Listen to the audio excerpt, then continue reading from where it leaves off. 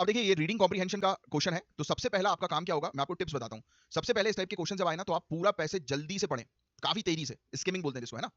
और ताकि आपको मेन टॉपिक का अंदाजा हो सके। फिर क्वेश्चंस को पढ़ें और पैसेज में उन वर्ड्स या फ्रेजेस को ढूंढें जो सवालों से मिलते जुलते हैं, यानी कि स्कैनिंग कर लें, है ना? पहले तो पूरा एक बार पैसेज पढ़ लें, फिर क्वेश्चन पढ़ें, फिर क्वेश्चन में जो चीज मेंशन है उसको पैराग्राफ को जो है वो मार्क कर दें। अब हर क्वेश्चन में कीवर्ड्स यानी कि जो मेन वर्ड्स हैं उनको आइडेंटिफाई करें, जैसे कि archaeological region of eastern Ghats या फिर टाइनी शेयर ऑफ ग्रेन्स। इन वर्ड्स को पैसेज में सर्च करें कि ये वर्ड्स क्या जो क्वेश्चन में पूछा गया है ना? फिर उसके बाद सिर्फ कीवर्ड्स ढूंढने से काम नहीं चलेगा, उस सेंटेंस या पैराग्राफ को ध्यान से पढ़ें जिसमें कीवर्ड्स हैं, ताकि आप उस कॉन्टेक्स्ट समझ सकें, यानी कि जो पूछा गया है ना, उसके पूरे सेंटेंस को अच्छे से बना सकें। और अगर आपको करेक्ट आंसर तुरंत नहीं मिलता है, तो उन ऑप्शंस को हटा दें जो क्लियरली गलत है, और यहां से आपको राइट आंसर मिल सकता है।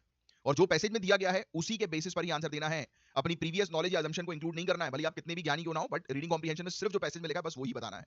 अब आइए क्वेश्चंस की तरफ हम लोग जो है वो चलेंगे। तो देखो क्वेश्चन नंबर 6 की तरफ अगर आप देखो, तो लिखा है कि इसमें agro ecological region of eastern Ghats का मतलब पूछा है ना?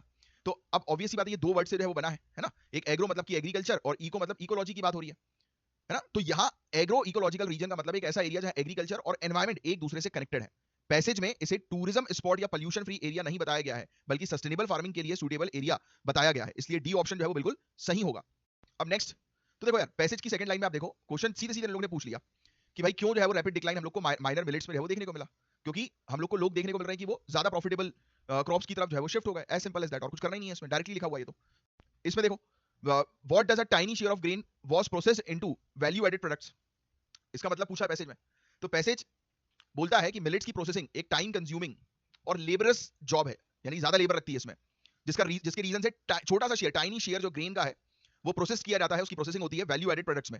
इसका मतलब है कि मिलेट्स का बहुत ही छोटा सा अमाउंट वैल्यू एडेड प्रोडक्ट्स में कन्वर्ट हो रहा है। इससे पता चलता है कि मिलेट्स की मार्केटिंग के लिए इनफ काम नहीं हो रहा, इसलिए ऑप्शन ए जो होगा वो आपका बिल्कुल सही होगा, जहां पर लिखा है कि यहाँ पर enough was not done for marketing, है ना, ऑफ मिलेट। तो ये सिंपल सी चीज हम लोग को देखने को जो पैसेज में भी आपको मिल जाएगा। तो बस पैसेज को ध्यान में रखते हुए चीजें करनी है। अब देखो पैसेज में लिखा है कि the introduction of small scale localised mechanical mining milling sorry operated by self help group was a game changer. अब ये गेम चेंजर का मतलब है कि इसने सिचुएशन को पूरी तरह से बदल दिया। मिलिंग का काम सेल्फ हेल्प ग्रुप्स कर रहे थे, और इसका सिंपल मतलब है कि सेल्फ हेल्प ग्रुप्स क्रॉप्स के लिए मशीनरी इंप्रूव जो है वो करने में एक्टिव हो गए। तो इसलिए बी ऑप्शन जो है वो बिल्कुल सही इसमें हम लोग को जो है वो देखने को मिल रहा है ना? इसमें देखो पैसेज की लास्ट लाइन में लिखा है कि yields have risen as a result of improved seed agronomic practices and intercropping. इसका मतलब है कि मिलेट्स की पैदावार यानी कि यील्ड जो है वो बड़ी हुई है, जिसका रीजन सीड्स इंप्रूवमेंट यानी कि सीड्स बेहतर हुई है, एग्रोनॉमिक प्रैक्टिसेस बेहतर हुई है। एग्रोनॉमिक प्रैक्टिसेस का मतलब है फार्मिंग मेथड, है ना? तो पैसेज में फार्मर्स के एक्सपोर्टिंग मोर लेबर्स या बैंक लोन्स कोई मेंशन नहीं है, इसलिए ऑप्शन ए बिल्कुल सीधे सीधे सही है कि सस्टेनेबल फार्मिंग प्रैक्टिसेस जो है वो फॉलो की जा रही है। तो देखो, तो इस तरीके से इस टाइप के क्वेश्चन जो है वो सॉल्व करना है।